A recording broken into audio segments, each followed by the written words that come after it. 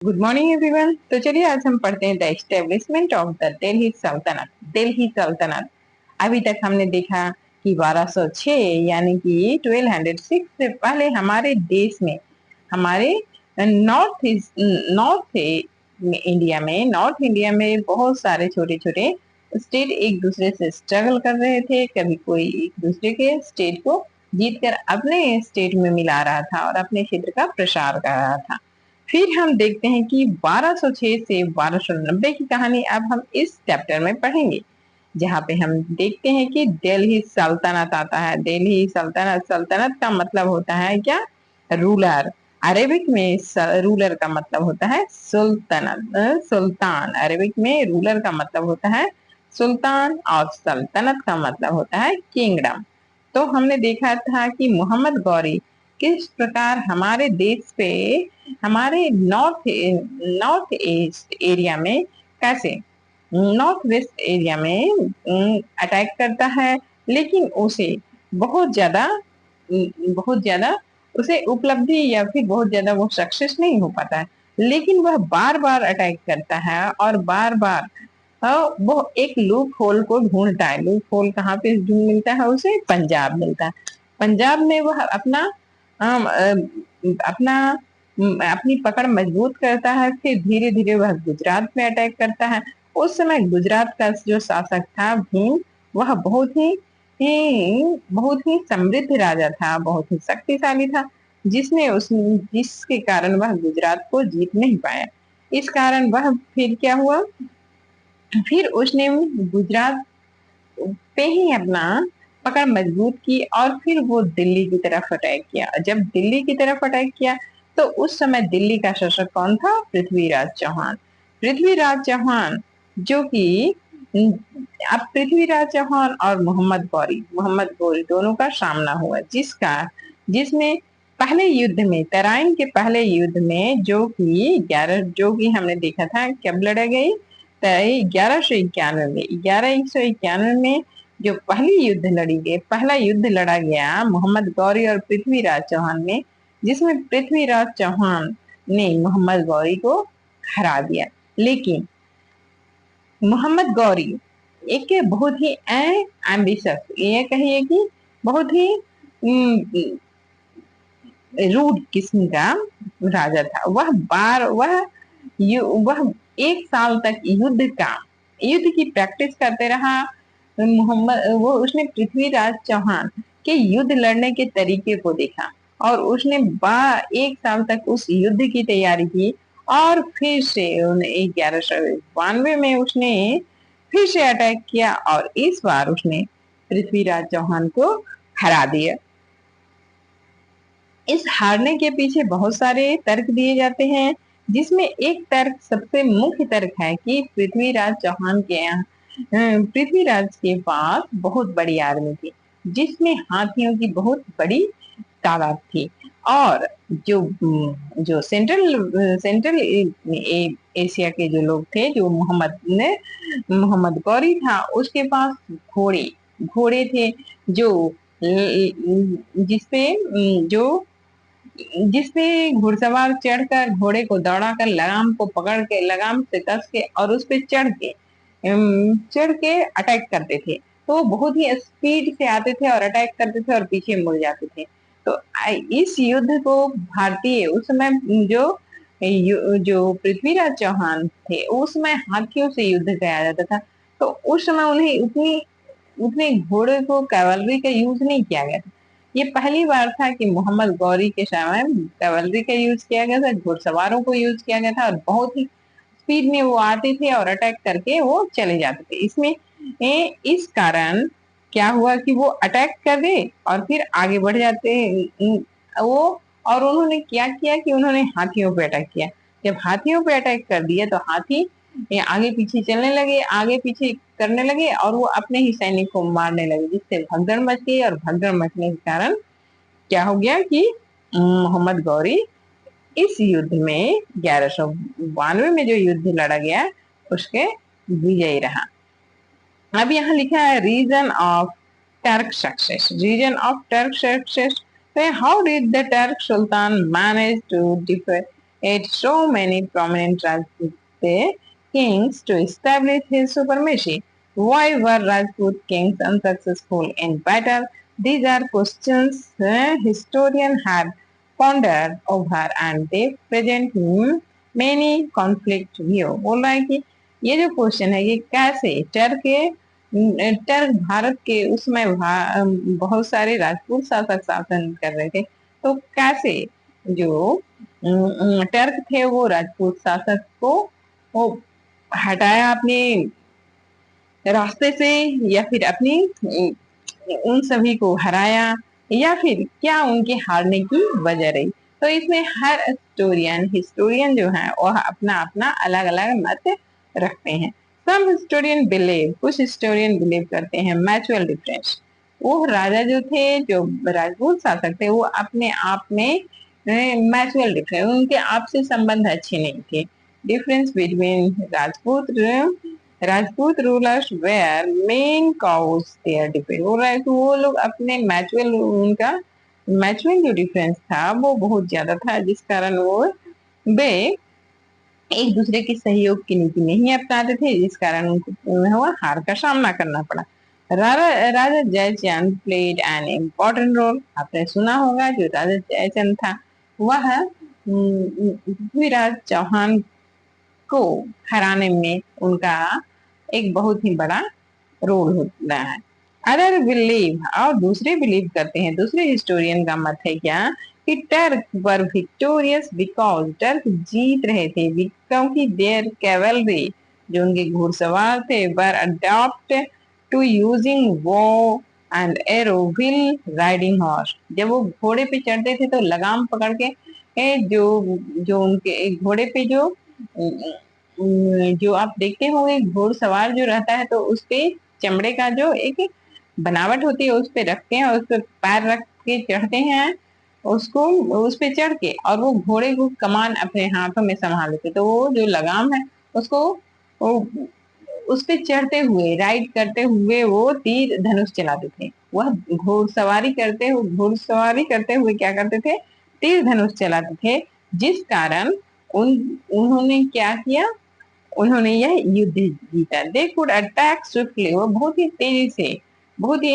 तेजी से अटैक करते थे battle, and also retreat quickly to save themselves, और तुरंत अपने आप को वहां से सेव कर लेते थे।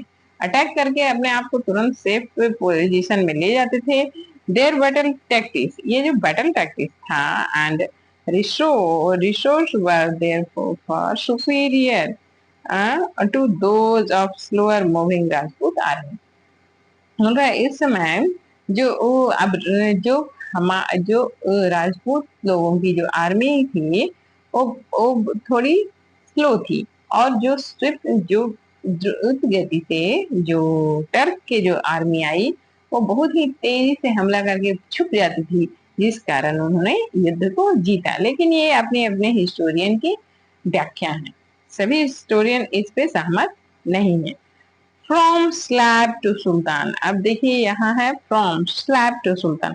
अब आप सोचेंगे ये स्लैब क्या होता है, स्लैब मतलब होता है दास। फ्रॉम स्लैब टू सुल्तान, दास से सुल्तान। तो अब आप सोचते हैं कोई दास भी सुल्तान बन सकता है, तो यस, कोई दास भी सुल्तान बन सकता है। Mohammad Ghori was murdered a couple of years after the battle of Tarain. बोल रहा है Mohammad Ghori was murdered a couple of years, लगभग 2 सालों के बाद उनकी हत्या हो गई मोहम्मद गौरी की। The battle of Tarain, battle of Tarain के युद्ध के लगभग 2 सालों बाद उनकी हत्या हो गई। At that time, his empire in Delhi was administered by his officers and general। उस समय एट दैट टाइम, उस समय हिज एम्पायर इन दिल्ली, उसका जो एम्पायर था दिल्ली में, was administrated by his officers, उसके जो ऑफिसर थे, जो उसके ऑफिसर जनरल थे, वो लोग उसको क्या करते थे, वहां पे शासन शासन करते थे। हु इज स्लैव, अब यहाँ देखिए लिखा है who is slave, what is slavery, discuss in class, with your teachers। बोल रहा है वो who is slave, who is a slave, कौन स्लैब थे, व्हाट इज स्लैवरी, और ये स्लैवरी क्या है, जो दास्ता क्या है, दास्ता, स्लैब कौन है, स्लैब मतलब जो दास कौन है, और जो दास्ता, दास्ता क्या है, इसके बारे में हमें अपने टीचर से डिस्कस करना है। अगर आप डिस्कस नहीं किए हैं तो दास, अभी हम इस चैप्टर में पढ़ेंगे कि क्या होता है दास और क्या होती है slavery. Okay, can you imagine slab serving as senior officer and general? This was a common practice in country like Iran, Turk during this period।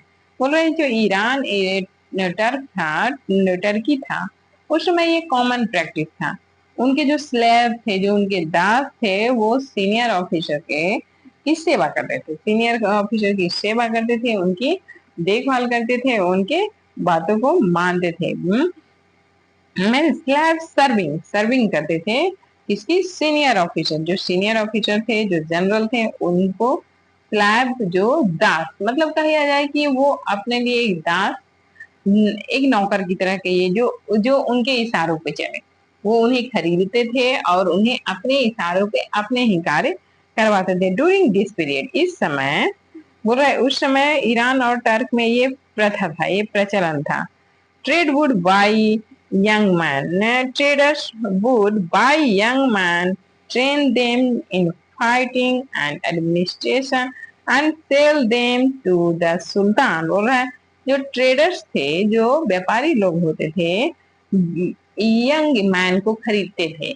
Young man को क्या करते थे, खरीदते थे, ट्रेंड करते थे, उन्हें ट्रेंड करते थे, क्या में, फाइटिंग में ट्रेंड करते थे, एडमिनिस्ट्रेशन में ट्रेंड कराते थे, प्रशासन में ट्रेंड कर, सेल दे, और फिर उन्हें क्या कर, उन्हें ट्रेंड करके उन्हें सुल्तान, राजाओं को बेच देते थे, राजाओं को बेच देते थे। उसी को स्लैब बोला जाता था। किसी भी यंग मैन को उन्हें वो, अब ट्रेडर्स क्या थे, देश दुनिया में, देश के हर कोने में जाते थे, दुनिया के अलग अलग कोने में जाते थे, तो वो क्या करते थे कि उन्हें खरीद, वहां से उन्हें यंग मैन को खरीदते थे और वहां से उन्हें ट्रेंड करते थे, और उन्हें ट्रेंड करके क्या करते थे, जो उस समय के राजा थे टर्क और ईरान में, उनको बेच देते थे।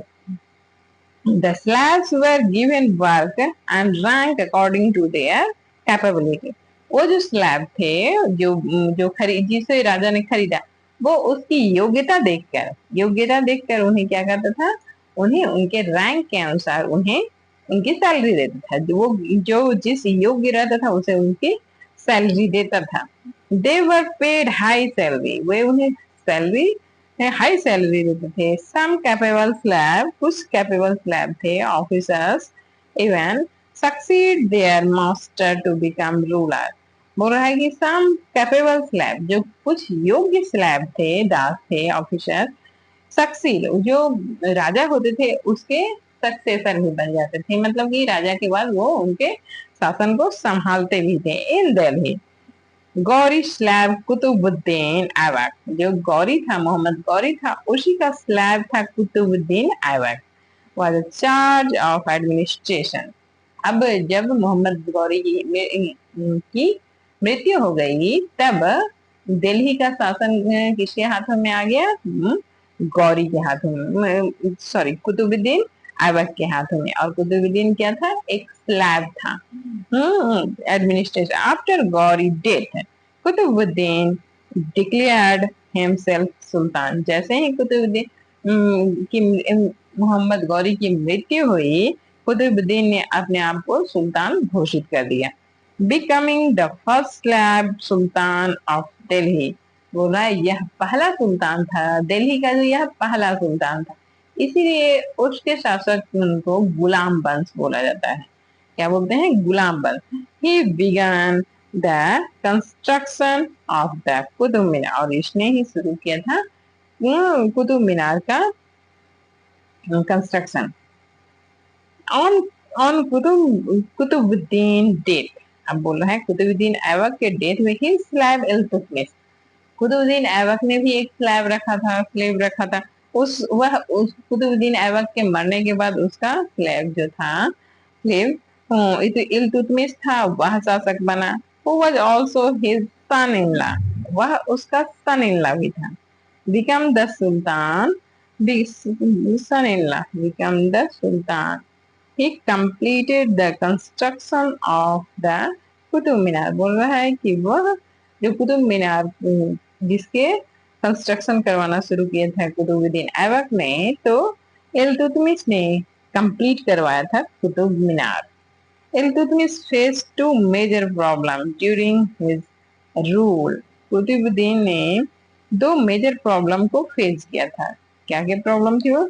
First concerned his own official and the other related to the defeat Rajput royal family. बोला है कि फर्स्ट कंसर्न था कि his own official and other related, जो उसके अपने ऑफिसर्स थे और जो अलग रिलेटिव थे वो to the defeated royal Rajput royal family, वो जो राजपूत रॉयल फैमिली थे उससे क्या हो जा रहे थे? हार जा रहे थे, defeated. Iltutmish senior officers and general were not willing to work under him and did as they pleased. In this weakness, his administration, taking advantage of the situation, the descent of the early defeated Rajput king became opposing the Sultan. They stopped depositing the revenue they collect from the peasants to the royal treasury। बोल रहा है कि जो जो ये शासक थे, अब जो उन जिनको हराकर उन्होंने शासन किया, मतलब जिन्हें कुतुबुद्दीन ऐबक जितने भी राजपूत शासक को हराया, अब वो इनका विरोध करने लगे, इनकी उनके ऑफिस उनकी आज्ञा नहीं मानने लगे, उनको क्या करने लगे? राजा का विरोध करने लगे, इल्तुतमिश का विरोध करने लगे। इल्तुतमिश अब जो उन्हें टैक्स देना रहता है वो उन्हें टैक्स देने से मना कर दिए, वो टैक्स को देने से मना कर दिए। दे बिगन लूटिंग ट्रेवलर्स, और क्या करने लगे? वो ट्रेवलर्स को लूटने लगे, एंड ट्रेडर्स को। कहाँ पे? रोड पे ही, रोड पे ट्रेवलर और ट्रेडर्स को लूटने लगे। This further weakened the sultan as result which it reach extended to only a few cities and towns। बोल रहा है कि इस समय हुआ गया कि जो शासन था, जो राजा का शासन था, वो घटकर अब छोटे से शहर में सिमट गया था। अब वो बहुत विस्तृत, जहां तक मोहम्मद गौरी ने अपने विस्तार किया था वहां तक वह राज्य विस्तृत नहीं था, अब एक छोटे से एरिया में वो सिमट गया। Iltutmish sought to solve this problem। Iltutmish यह प्रॉब्लम देख रहा था और वो चाह रहा था कि इस प्रॉब्लम को सॉल्व करें। To promoting 40 loyal and deserving slaves to high rank. तो उसने क्या किया कि उसने 40 लॉयल एंड डिजर्विंग स्लैब्स, उसने 40 स्लैब्स को अपॉइंट किया और उसे हाई रैंक पे अपॉइंट किया। Many of them were made अक्तादर to administrator different province to his empire. और जो छोटे छोटे प्रोविंस थे उस पे तो उन्होंने अपना शासक जो अक्तादर थे उन्हें अपॉइंट किया। जो क्या क्या करते थे? His employ collect revenue and crush revolt. जो रिवोल्ट होता था, जो विद्रोह होता था, उसे वो रिवोल्ट को वो दबा देते थे, और जो जो रेवेन्यू होता था उसे कलेक्ट करते थे। They kept part of revenue they collect or to cover their salary and administrative expense। They kept part, वो अपना पार्ट जो उनकी सैलरी होती थी, जो रिवेन्यू कलेक्ट की उसमें से वो अपनी सैलरी का पार्ट रख लेते थे, और जो शेष होता था वो राजा को दे देते थे। They were also periodically transferred from one province to another, but the Akta or rank was not hereditary। बोल रहा है कि ये जो अक्तादर था वह हेरिडेटरी सिस्टम नहीं था। हेरिडेटरी मतलब क्या होता है? अनुवंशिक, मतलब कि जो जो पिता है उसका जो पिता जिस जॉब पे कर रहा है बेटा भी वही जॉब को करेगा, ऐसा नहीं था। वह जो योग्य था उसे वह शासन करने की योग्यता देता था। तो a son could not inherit the rank of his father। बोल रहा है कि जो फादर का रैंक हो वह बेटे का रैंक नहीं होगा। इस प्रकार इल्तुतमिश ने अपनी समस्याओं का हल निकाला और उसने उन समस्याओं से निपटा। अब अगले नेक्स्ट वीडियो में हम पढ़ेंगे रजिया सुल्तान। तो आप पढ़ते रहिए, समझते रहिए। धन्यवाद।